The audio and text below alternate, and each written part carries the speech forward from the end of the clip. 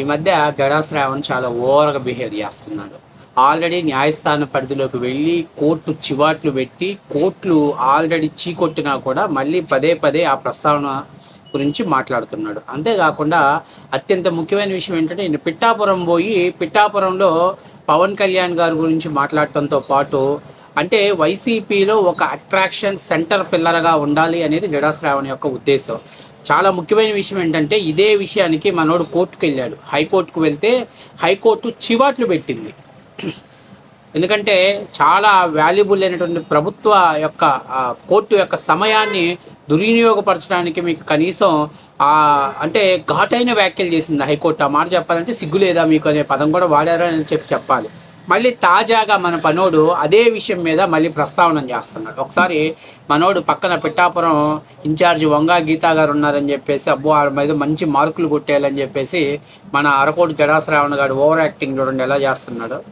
నేను చెప్తున్నా పవన్ కళ్యాణ్ చుట్టూ అధికారికంగా ఏ ప్రభుత్వ కార్యాలయంలో ఉండటానికి చట్టం పరిమితి లేదు. అది తీపిచ్చే పరిస్థితి ఖచ్చితంగా ఉంటుంది. అది నేనే చేస్తాను. అరే Pawan Kalyan not constitutional recognized post. Police స్టేషన్లో నీ ఫోటో ఎందుకు ఉండాలి? ఎందుకు ఉండాలి? ఎంఆర్ఓ ఆఫీస్లో ఎందుకు ఉండాలి? కలెక్టర్ ఆఫీస్లో? What is your constitutional post? నేను చెప్తున్నా అది ఏ పవన్ కళ్యాణ్ గారి ఫోటో అధికారికంగా ఏ ప్రభుత్వ కార్యాలయంలో మేము ఉండటానికి ఒప్పుకోను, నేనే తీయిస్తా. ఇది పెద్ద పోటుగాడు, మరి పెద్ద పోటుగాడు బయలుదేరి వచ్చాడని చెప్పేసి ఆల్రెడీ ఇదే విషయం మీద మన జడా శ్రావణ్ ఎర్రకోటి జడా శ్రావణ్ గతంలో కూడా చెప్పాను నేను మీకు ఒక వీడియో. హైకోర్టు చెంపదెబ్బలు ఇచ్చిందని చెప్పి కూడా ఒక వీడియో చేశాను. ఈయన ఇదే విషయం మీద హైకోర్టుకి ఒక డివిజన్ బెంచ్లో ఒక పిటిషన్ దాఖలు చేశాడు. దీనిపైన డివిజన్ బెంచ్ పిటిషన్ జడ్జి గారు విచారణ చేసి, సింగిల్ బెంచ్ కూడా కాదు, డివిజన్ బెంచ్ విచారణ చేసి ఏ ప్రభుత్వ కార్యాలయంలో ఏ ఫోటో ఉండాలని రాజ్యాంగంలో ఎక్కడన్నా పొందపరిచిందా? ముఖ్యమంత్రి, ఉప ముఖ్యమంత్రి. సో మీలాగా జగన్మోహన్ రెడ్డి ప్రభుత్వం లాగా ఒక ముఖ్యమంత్రి, 3 రాజధానులు, 5 ఉప ముఖ్యమంత్రుల పదవులు ఉంటే 5గురు ఫోటోలు పెట్టాలంటే ఇబ్బందిగా ఉంటుంది, ఎవరికైనా ఇబ్బందిగా ఉంటుంది. కాబట్టి ఒక ముఖ్యమంత్రి, ఒక ఉప ముఖ్యమంత్రి. సో రాజ్యాంగంలో ఎక్కడైనా ఈ ఫోటో పెట్టాలి అని రాజ్యాంగంలో రాసిపడిందా? ఏ అధికరణలో ఉంది చెప్పండి అని చెప్పేసి జడా శ్రావణ్ని తిరిగి న్యాయస్థానం ప్రశ్నిస్తే మనోడు నీళ్ళు నవ్వడంతో పాటు దీని మీద నాకు పూర్తి అవగాహన లేదండి అని చెప్పాడు. మరి అవగాహన లేకుండా మరి నువ్వు పబ్లిక్లో ఎలా మాట్లాడుతున్నావు, ప్రజల ముందు ఎలా మాట్లాడుతుంటే ప్రజలకు ఎట్లాగో రాజ్యాంగం తెలియదు కాబట్టేనే ఆయన అడుగుతున్నాడు ఏ కాన్స్టిట్యూషనల్ పదవి ఉంది? డిప్యూటీ సీఎం, ఉప ముఖ్యమంత్రి. ఉప ముఖ్యమంత్రి అంటే ముఖ్యమంత్రి తర్వాత ఉప ముఖ్యమంత్రి పదవిలో పవన్ కళ్యాణ్ గారు ఉన్నారు కాబట్టి ముఖ్యమంత్రి గారు తర్వాత కార్యక్రమాలను నిర్వహించాల్సిన ఉప ముఖ్యమంత్రి గారు కాబట్టి ఆయనకు ఉప ముఖ్యమంత్రి హోదాలో ప్రభుత్వ కార్యాలయాల్లో ఆయన ఫోటోలు పెట్టారు. నువ్వెవడు అబ్జెక్షన్ పెట్టడానికి? రాజ్యాంగంలో ఎక్కడా లేదు. ఆ శాఖ మంత్రి ఫోటో కూడా పెట్టుకోవచ్చు, నీకు తెలుసో తెలీదు. ఇప్పుడు సపోజ్ రెవెన్యూ శాఖ ఉందనుకోండి, రెవెన్యూ ముఖ్యమంత్రి, ఉప ముఖ్యమంత్రి, రెవెన్యూ శాఖ మంత్రి ఫోటో పెట్టుకోవచ్చు, ఇబ్బంది ఏం లేదు. లేకపోతే విద్యాశాఖ ఉందనుకోండి, రాష్ట్ర ముఖ్యమంత్రి, ఉప ముఖ్యమంత్రి, విద్యాశాఖ మంత్రి ఫోటో పెట్టుకోవచ్చు. విద్యుత్ శాఖ ఉందనుకోండి, రాష్ట్ర ముఖ్యమంత్రి గారు, ఉప ముఖ్యమంత్రి గారు, విద్యుత్ శాఖ గొట్టిపాటి రవికుమార్ గారు ఫోటో పెట్టుకోవచ్చు. వాళ్ళ కార్యాలయాలు అబ్జెక్షన్ ఏం లేదు. ఈ ఫోటో పెట్టాలి, ఈ ఫోటో మాత్రమే ప్రభుత్వ కార్యాలయాల్లో ఉండాలి అని ఎస్బీకే ఎక్కడ రూల్ లేదు, ఏ అధికరణలో రాయబడలేదు, ఏ కాన్స్టిట్యూషన్స్లో దీన్ని మెన్షన్ చేయలేదు. కాబట్టి నువ్వెవడు దాని గురించి మాట్లాడటానికి? నువ్వెందుకు హైకోర్టుకు వచ్చావు? అంటే నీకు చట్టం నువ్వు చదువుకొని రాలేదా? ప్రభుత్వంలో విధులను ఎవలా నిర్వర్తించాలో జ్యుడిషియర్లో మేము ఇన్వాల్వ్ అయ్యి వాళ్ళకి తీర్పు చెప్పాలా, వాళ్ళని మందలించాలా అని చెప్పేసి హైకోర్టు మా విలువైనటువంటి సమయాన్ని ఇలా ప్రభుత్వ వాద్యం పేరుతోటి, ప్రజావాద్యం పేరుతోటి వేయటం తప్పు అని చెప్పి హైకోర్టులో జడా శ్రావణ్ని చంపలు వాయించింది హైకోర్టు. మరి ఇప్పుడు నేను పోయి పెద్ద పోటుగాళ్ళలాగా ఏదో అక్కడేదో వంగా గీతా గారు ఉన్నారు, లేదా పిఠాపురం ప్రజలు ఉన్నారు అని నేను పెద్ద పోటుగాన్ని, పెద్ద మొనగాన్ని అనిపించుకోవటం కోసం నేనే తీయిస్తా. నువ్వు వెళ్ళింది ఏదో జిల్లా కోర్టుకో, లేకపోతే ప్రజాప్రతినిధుల కోర్టుకో, లేకపోతే జిల్లా మొదటి మెజిస్ట్రేట్ కోర్టుకొని వెళ్ళడా? హైకోర్టు డివిజన్ బెంచ్కి వెళ్ళావు. ఆ తర్వాత నువ్వు వెళ్ళాల్సింది సుప్రీంకోర్టుకి. సుప్రీంకోర్టు కూడా యాజ్ తీర్పు ఇస్తుంది, హైకోర్టు తీర్పుని సమర్థిస్తుంది సుప్రీంకోర్టు కూడా. ఎందుకంటే అసలు ఇక్కడ కాన్స్టిట్యూషన్స్లో ఇన్వాల్వ్ అవ్వాల్సినటువంటి బాధ్యత, అంటే రాజ్యాంగంలో వాళ్ళకున్నటువంటి అధికారంలో పరిపాలన విభాగంలో అవ్వాల్సినటువంటి బాధ్యత జ్యుడిషియరీకి లేదు.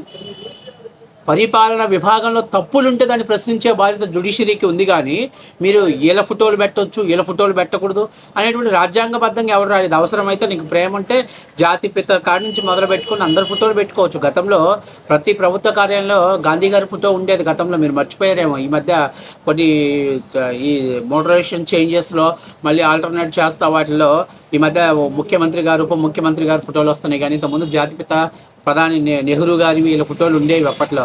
లేదా కొన్ని ప్రభుత్వ కార్యాలయాల్లో అయితే భగత్ సింగ్ గారి ఫోటోలు వాళ్ళ ఫోటోలు పెట్టేవాళ్ళు. అంటే ఎవరి ఫోటో పెట్టాలి అనేది రాజ్యాంగంలో ఎక్కడ పొందపరిచి లేదు. మరి లేని దాని గురించి నువ్వు ఫైట్ చేస్తానంటావు. నేనే తీస్తాను, బరాబర్ ఛాలెంజ్ చేస్తాను అరకోటి జడశ్రావణ్. ఈ 5 నెలల్లో పవన్ కళ్యాణ్ ఫోటో తీపించు. నువ్వు చేతనైతే నీకు దమ్ము ధైర్యం ఉంటే తీపించు. తీయించలేకపోతే నెక్స్ట్ 5 ఏళ్లలో ఆ కోటికి రాష్ట్ర వ్యాప్తంగా తిరుగుతావా? పవన్ కళ్యాణ్ గారికి ప్రచారం చేస్తావా? చేతనైతే నీకు దమ్ముంటే సవాల్ స్వీకరించగలుగుతావా?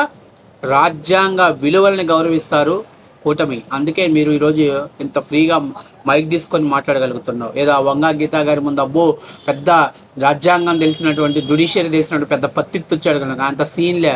హైకోర్టులో ఆల్రెడీ చివాట్లు పెట్టి, ఆల్రెడీ మింగులు పెట్టి, ఆల్రెడీ వేసిన పిటిషన్ని కొట్టివేయడంతో పాటు హైకోర్టు లెంపకాయలు కూడా వేసింది. ఇవాళ మళ్ళీ ఆయన ఆడిపోయి నేనేదో పిఠాపురంలో పోయి నేనే తీయిస్తా.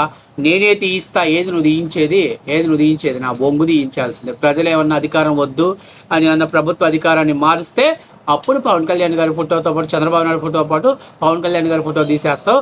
ఈలోగా బరాబర్ నీ లైఫ్ టైం 2 years దమ్ముంటే నీకు చాలా ఓపెన్ ఛాలెంజ్ చేస్తున్నా.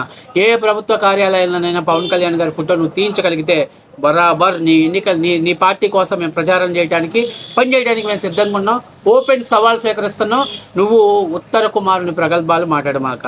నువ్వేదో ఈ 175 నియోజకవర్గాలలో నాకేదో మొత్తం అన్నీ ఒకవేళ జడ్జిగా చేస్తే నీ జడ్జిలో కూడా చాలా టైప్స్ ఉంటాయి. సివిల్ జడ్జి ఉంటాడు, అలాగే క్రిమినల్స్ లేకపోతే దీనికి సంబంధించిన డిఫరెంట్ ఆఫ్ టైప్ జడ్జెస్ ఉంటారు.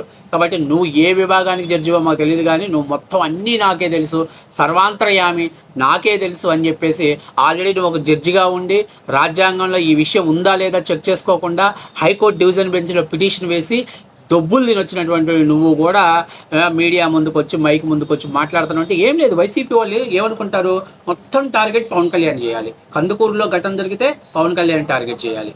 అరే ఇద్దరు 2 కులాలకు సంబంధించిన వ్యక్తులు, వాళ్ళు ఎక్కడ పార్టీలలో పనిచేయలేదు, పార్టీ కోసం పనిచేయలేదు, పార్టీ పదవుల కోసం పనిచేయలేదు, లేకపోతే ఏదైనా ఒక కాంట్రాక్ట్ కోసం వాళ్ళు పనిచేయాల. వాళ్ళిద్దరి మధ్య వ్యక్తిగత విభేదాలతో జరిగినటువంటి దాడి. కాపు కులస్తులు నా కుటుంబం నష్టపోయింది. ప్రభుత్వం ద్వారా వాళ్ళని ఎలా ఆదుకుంటారు, వాళ్ళకి ఏం న్యాయం చేస్తారు, భవిష్యత్తులో అనేది జరగకుండా చూడండి. మేము అధికారం ఇచ్చింది ఏంది? ఆయన ఒక జాతి అంటే చనిపోయిన వ్యక్తి అన్న ఒక పార్టీ హోదాలో ఉన్నటువంటి వ్యక్తి అని నేను సామాన్య వ్యక్తికి పార్టీ హోదాలో ఉన్నటువంటి వ్యక్తి అసలు రాజకీయం సంబంధించినటువంటి కక్షలే లేవు అక్కడ. వ్యక్తిగత కారణాలతో చనిపోతే దాన్ని కూడా కులం రంగు భూమి రాజకీయంగా లబ్ధి పొందాలి. అక్కడ పవన్ కళ్యాణ్ టార్గెట్ చేస్తారు. పవన్ కళ్యాణ్ మౌనంగా ఉన్నాడు. ఇంకా కూడా సాక్షిలో ఒక తమ్నేల్ వేశాడు. అన్నీ భరించి 15 ఏళ్ళు ఉన్నాం ఎందుకంటాడు ఆ మాట? అవసరం ఏంటి? భరించాల్సిన అవసరం ఏముంది అక్కడ? అంటే మీరు దళితులు ఎన్నికల ముందు దళితులు మా మేనమామలు అని చెప్పి ఓట్లు వేయించుకున్నావు కదా. నువ్వు అధికారంలోకి వచ్చాక దళితులు నోట్లో ఉచ్చబోయించావు, దళితుల్ని నడి రోడ్డు మీద తొక్కించావు, శిరోమండనాలు చేయించావు, ఇవన్నీ చేయించావు. మరి అంటే ఇప్పుడు నాకు అర్థం కావట్లేదు, దళితులు ద్రోహం చేసిన ద్రోహిగా మిగిలిపోతావు జగన్మోహన్ రెడ్డి. మీ ప్రభుత్వంలో చాలామంది రెడ్లు దళితుల్ని తొక్కి చంపేపిచ్చేశారు, ఆస్తుల కోసం తొక్కిచ్చేశారు ట్రాక్టర్ల కింద వేసి. మరి దానికేం సమాధానం చెప్తావు? అంటే మీ వాళ్ళంతా హంతకుల, రాష్ట్రంలో రెడ్లంతా హంతకులని ట్యాగ్లైన్ చేసేస్తావా? ఒక వ్యక్తి చేసిన తప్పుని ఆ వ్యక్తికి మాత్రమే పరిమితం చేయాలి. ఒక కుటుంబంలో జరిగిన తప్పుని ఆ కుటుంబానికి పరిమితం చేయాలి తప్ప నుంచి అది రాష్ట్రానికి రంగు పూసి, కులం రంగు పూసి, లేకపోతే పార్టీ రంగు పూసి ముందుకు తీసుకెళ్ళటం అనేది వైసీపీకి ఇంకా ఇప్పటికీ కూడా. అసలు ఆ పార్టీ పుట్టిందే తండ్రి శవం మీద పుట్టింది, బాబాయ్ శవంతో అధికారంలోకి వచ్చింది. ఇక శవాల మీద కులాల మీద రాజకీయం చేయక ఇంకెవరి మీద చేస్తుంది ఆ పార్టీ? కాబట్టి ఈ అరకోటోడికైనా కనీసం బుద్ధి జ్ఞానం ఉండాలి. మనం ఏం మాట్లాడుతున్నావు, మనకేదో మైక్ ఇచ్చారు, ముందు మన జనాలు ఉన్నారని అంటే నువ్వు అక్కడ మాట్లాడితే చలామణి అవుతుంది. ఎందుకంటే ఆడు వైసీపీ వాళ్ళంతా ఏలు ముద్ర నా కొడుకులు కాబట్టి చలామణి అవుతావు, కానీ సొసైటీలో చలామణి అవ్వలేరు అయ్యా, హైకోర్టులో చలామణి అవ్వలేదు. ఆల్రెడీ హైకోర్టు చెప్పు తీసుకొని తెగేటట్టు కొట్టింది నిన్ను ఆల్రెడీ. కోర్టు సమయాన్ని వృధా చేయకండి. మరి ఇప్పుడు నువ్వు సుప్రీంకోర్టుకు పోయినా అదే తీర్పు వస్తుంది. అసలు సుప్రీంకోర్టుకు పిటిషన్ తీసుకుంటారో తీసుకోరు, ఎందుకంటే ఆల్రెడీ హైకోర్టులో రిజెక్ట్ చేసి చివాట్లు పెట్టినటువంటి పిటిషన్ తీసుకుంటారో తీసుకోరో కూడా ఆలోచన చేయాలి. కాబట్టి ఓపెన్గా చెప్తున్న జడాశ్రావణికి నీ ఇంకా 3 years టైం ఉంది. 3 yearsలో నువ్వు ఎక్కడైనా కానీ పవన్ కళ్యాణ్ గారి ఫోటో తీసిపిస్తే ఎస్ మీ జెండా కప్పుకొని మీకోసం మేము పనిచేయడానికి సిద్ధంగా ఉన్నాం. బర్రాబర్ ఓపెన్ ఛాలెంజ్ జడాశ్రావణ్.